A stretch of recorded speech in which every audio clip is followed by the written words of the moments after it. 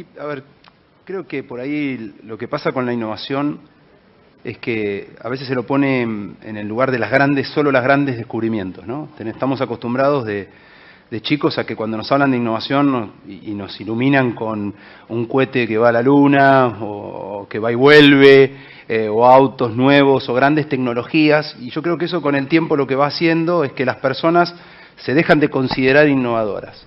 Y sobre todo uno lo ve mucho también como empresas, ¿no? Cuando uno tiene una empresa, imaginemos el 92% de la economía argentina son empresas pequeñas y medianas, ¿no?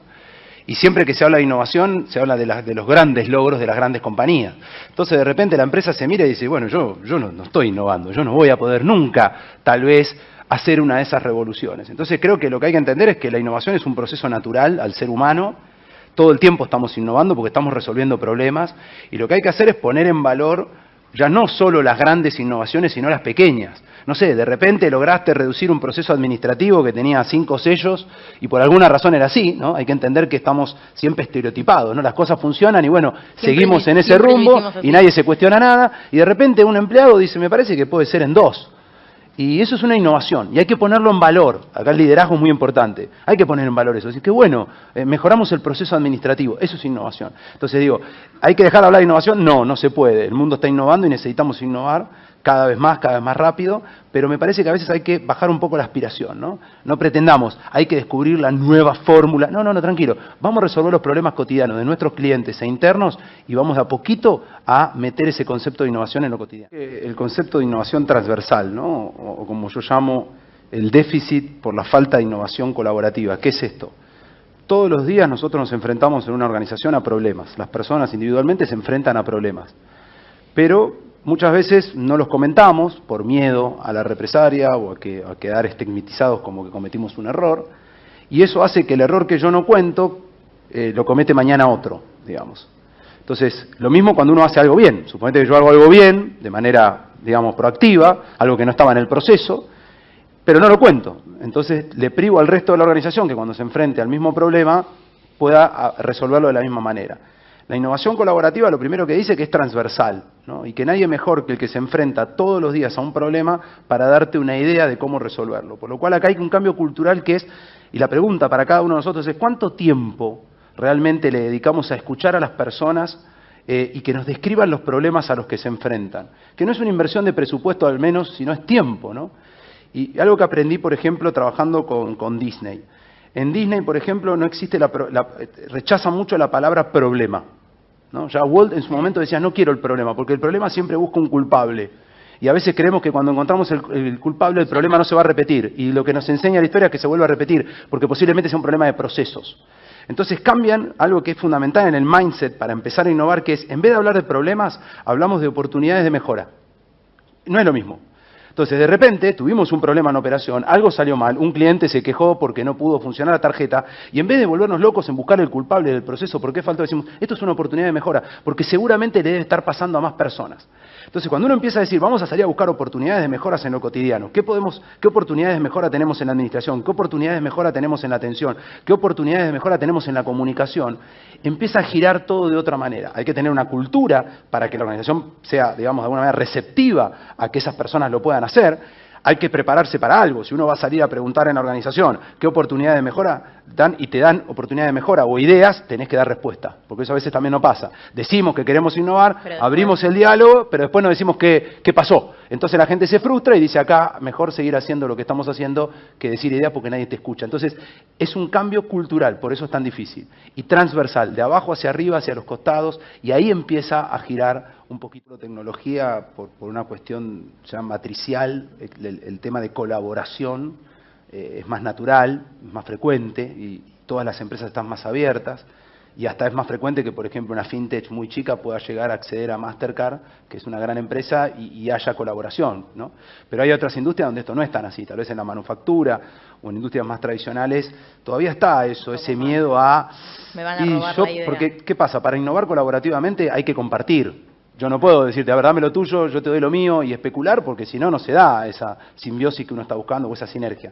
Entonces me parece que ahí también es un desafío cultural, digamos. Tenemos que entender que nadie hoy en día puede contar con todos los recursos, con todo el capital humano para poder desarrollar una innovación de punta a punta. O sea, tendrías que ser una empresa gigante y eso ya no va más en el mundo. Entonces, acá viene la colaboración. ¿Qué sabes hacer vos? ¿Qué sé hacer yo? La cadena de valor es muy larga. Entonces, en pagos, por ejemplo, hoy también en eso todas las industrias están más abiertas porque se dan cuenta que no lo pueden resolver ellos. Entonces van a Mastercard o irán a alguna fintech y le dirán, necesito resolver esto, tengo que cobrar en 5 países y no sé cómo, ayúdame. Y va a haber una interacción, te va a pedir tu acceso a tu cuenta, va a haber cierta interacción, pero ahí hay confianza. Ahora, en otras instancias de la cadena de valor no tanto, ¿no? Y ahí me parece que de vuelta es una barrera cultural que tenemos que romper porque si no hay colaboración no hay aceleración. O sea, lo único que puede permitir que vos aceleres competitivamente es que vos realmente estés abierto a colaborar con mucha gente, que cada uno aporta lo mejor. Bueno, yo tengo el cliente, vos tenés el medio de pago, otro tiene la logística. Bueno, ¿no? Ahí es donde tenemos que empezar a, sobre todo en ese universo de la pequeña y mediana empresa. La empresa grande ya lo entendió, ¿está bien? Ahora, me parece que en la pequeña y mediana empresa es donde más desafíos hay para lograr, y los estados tienen que ayudar, tiene que haber organismos que ayuden a esa vinculación, porque si no, de vuelta, cada uno se queda en su isla y se aísla, digamos, y eso no es bueno para los procesos de mejora. Bueno, de las dos empresas, tanto en Disney como, que son las dos experiencias que nosotros hacemos, como en NASA, yo aprendí mucho de innovación. En Disney primero porque ellos tienen la innovación simple, son los precursores de la simplicidad, en decir, vamos por pequeñas cosas que nos lleven a las grandes cosas, y en esto de involucrar a todas las personas. Ellos usan mucho el you say we listen, ¿no? Todo el tiempo preguntando a las personas qué podemos mejorar, qué viste en la operación, que vos creas que se puede mejorar, o qué viste bueno que pueda ser replicado. Y en la NASA a mí lo que más me impactó, nosotros llevamos un grupo de cerca de 40 latinos, la mayoría eran empresarios medianos, algunos grandes, y fueron medio como a decir, bueno, a ver qué, a aprender la NASA, cómo hace la NASA, y aprendimos muchísimo. Lo primero que aprendimos es el hecho de la colaboración, ¿no? De vuelta, volver a ese tema, ¿no? NASA, por ejemplo, el proyecto Apolo, que fue el más emblemático y el más grande en la historia por cómo se dio la situación, pensemos que trabajaron 500.000 personas en ese proyecto, a lo largo de todo el proyecto, y solo 30.000 pertenecían a la NASA. La NASA rápidamente se dio cuenta que no podía hacer todo solo. Era tan complejo el objetivo que empezaron a colaborar con agencias, con universidades, con privados. Y eso fue algo muy interesante y que ellos invitan todo el tiempo a eso, ¿no? A colaborar, a abrir el conocimiento. El conocimiento se multiplica, nunca se resta por compartirlo.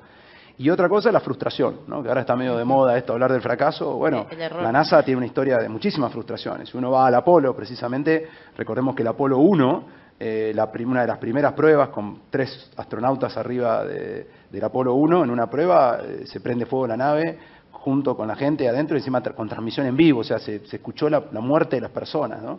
Y bueno, y todo daba para que se destruya el proyecto, los contribuyentes no querían pagar eso, nadie entendía muy bien para qué queríamos ir a la Luna o querían ir a la Luna, y sin embargo la NASA dijo, bueno, hay que aprender de esto y hay que ir por más. Y recuerdo algo muy interesante, nosotros ahí siempre tenemos un día donde estamos con un astronauta, en este caso estuvimos con Bob Springen, que es un astronauta legendario, que iba a ser el piloto del Columbia y a último momento lo cambiaron por su mejor amigo y eso, bueno, a él siempre lo conmueve mucho, pero nosotros le preguntamos algo, le dijimos, ¿tienen miedo ustedes cuando va a despegar un cohete? Digo, estás ahí, ¿no? Y él nos dijo algo muy interesante, dijo, no, miedo no. Dice, porque cuando uno está preparado y tiene equipo y confía en su equipo, no tiene miedo. Es más, si uno tiene miedo no debería subirse a la nave. Lo que uno tiene es confianza, obviamente tiene incertidumbre, tiene ansiedad. Entonces, ¿qué aprendimos nosotros? Que la innovación es colaboración, que no hay innovación sin fracaso. En Hollywood lo conocen muy bien, la estrategia de Hollywood, ¿no? Para que haya una película exitosa tiene que haber 10 producciones, por lo cual tenés que hacer 10 para tener éxito con una. Y hay que ir de menos a más. Y esto de Disney, ¿no? Las pequeñas innovaciones te van dando la energía suficiente para animarte a lo grande. Las grandes revoluciones suelen fallar y matan a la organización y decir no podemos, y eso es lo peor que puede pasar. Así que eso es un poco lo que aprendimos y lo que se han llevado los ejecutivos que han viajado con nosotros, ¿no?